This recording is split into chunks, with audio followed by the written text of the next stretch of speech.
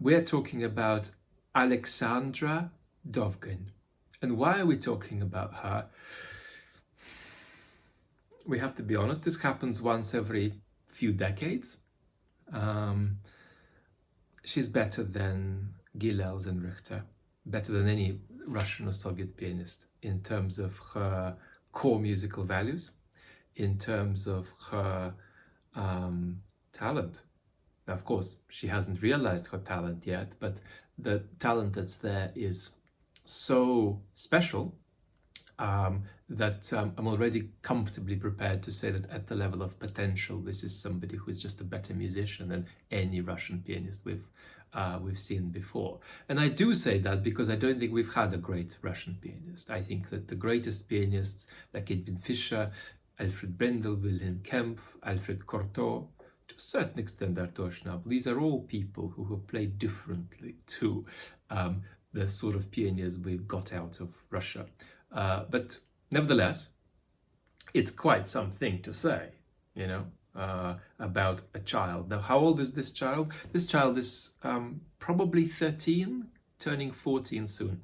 I'm going to attach an example of a performance by her. And the first thing to realize when we're talking about kids doing this is how rare that is. Because most of the time when somebody says, oh, child prodigy, it means nothing. It's just a kid who is fast and dexterous and sentimental, typically, in what they do. So 99 out of 100, you know, ha-has about a child prodigy have very little to do with even a situation where there is potential for a great musical contribution. So, you know, we've got to approach this idea with a pair of pliers, but at the same time, you have to name things as they are. You can't come into things with preconceptions. You know, one of the upcoming episodes is about an accordion player who plays classical music on the accordion. Her name is Viviane Chassot, and she is one of the most talented instrumentalists alive. And so music is music and you have to be ready to acknowledge something for what it is, no matter if it comes at you from a direction that you didn't expect. So Alexandra Dovgan is certainly the most talented teenage pianist since Kit Armstrong, and we're going to talk more about Kit on this channel, because Kit is currently the best pianist in the world, but with huge limitations and huge capacity for further growth and evolution. So that's something that's really, really important also to stop bullshitting about, you know? The idea that the best pianist in the world is somebody like that, no. It depends on the generation.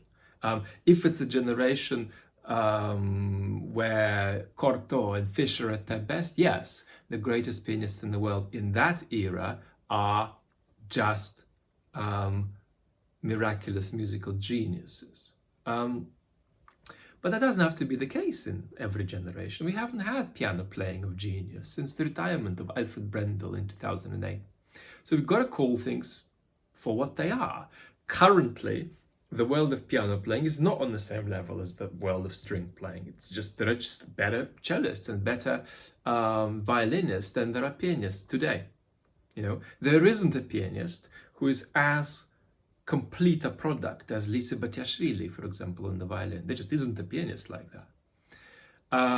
Although Kit Armstrong has extraordinary musical qualities, he has an extraordinary rhythmical strength, he has an extraordinary capacity to distribute voices, he has an extraordinary capacity to generate a breadth of sound in dynamic climaxes as opposed to making a sound thin. You can just keep listing these qualities.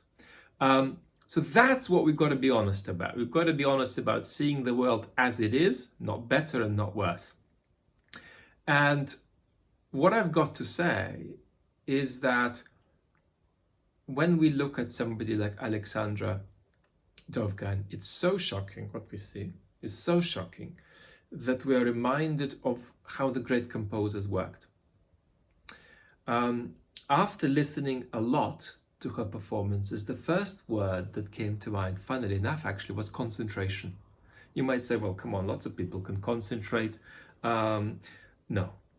There's a special kind of concentration that allows both a speed of processing, but also capacity to hold together an entire musical landscape and hold it together as a single whole without breaking it down into bits.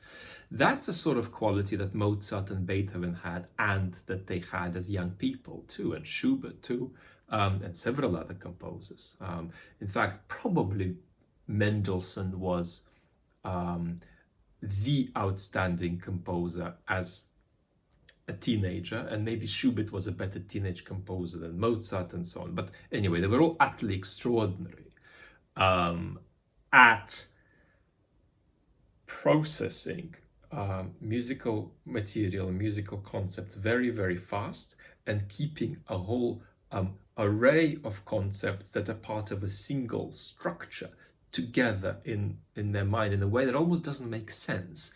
It's almost like they're doing something that's 20 times faster than the rest of us. It's almost like they have a kind of magical power.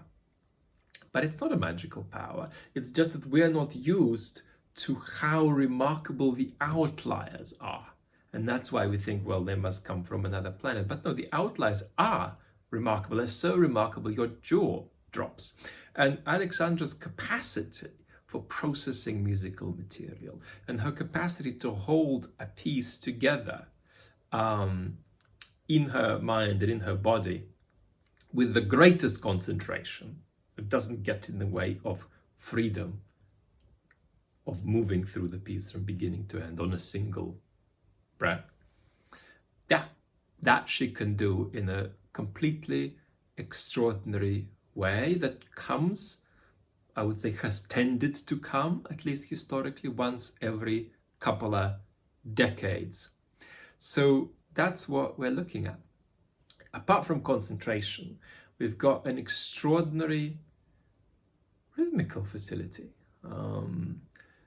Apart from Kit Armstrong, and at a push, maybe Till Fellner, who is also one of the best pianists on the platform today. Till is coming up to 50 years old, but he's actually still got a long way to go, and he's doing well because he continues to grow, continues to develop. New things continue to become possible to him. So Alexandra has the most extraordinary relationship with rhythm. She is one of the most rhythmically healthy keyboard players, at least at the level of her talent, that I have ever seen, and I'm including recordings here of over the last century. She has got the most fantastic innate rhythmical strength that goes beyond what is possessed by Sokolov, for example, who has been interacting, I think, in a very helpful and constructive way with Alexandra. A rhythmical strength that goes beyond Richter and Gilels, by far as well, goes beyond Horowitz and Rubinstein too. And, you know, rhythm is one of the most extraordinary musical qualities. It's almost the most extraordinary musical quality. It's a capacity to sustain a piece on a level of high rhythmical strength from beginning to end that separates out the greatest musicians from the rest. Is there something else that separates out the greatest musicians, maybe even more, that's related to rhythm? Transitions. How you attach block A with block B and whether you can do it seamlessly. To master to go to first, if you want to find out about that, is Wilhelm Furtwangler. And you can listen to his recording of Schubert's Unfinished Symphony with the Vienna Philharmonic. You can listen to his recording of Beethoven's Fourth Symphony with the Berlin Philharmonic, I think in around 1942-43. I'll link up both of these recordings below. Alexandra's transitions are not at the level of Alfred Brendel or Edwin Fischer or Alfred Cortot or Wilhelm Kempf, but she's in the bracket just below, together with Kit Armstrong and pretty much nobody else. And the other thing is that with Kit Armstrong, who's going to be 30 soon, he's got the most extraordinary musical qualities: rhythmical strength, control over the long line, transitions, but he's still working on characterization, catching up to these extraordinary core musical qualities. Whereas for Alexandra, characterizing feels much more natural. Now, there's a limit as to how much you could expect from a 13-year-old, but her natural talent for characterization is already clearly there, clearly extraordinary. So what's the most important thing to say, to really bring home the fact that we've got a very rare and extraordinary talent to which you should be paying attention? It's the same thing, that it's a rarer thing to make something really good out of an extraordinary musical talent than it is to have an extraordinary musical talent, as rare as that is. So this means that, of course, we shouldn't be greedy with Alexandra, that she needs to be protected, as I'm sure she will be, as I hope she will be, by the people around her: musical teacher, musical mentors, parents, family. There needs to be quite a lot of cotton wool around this young person.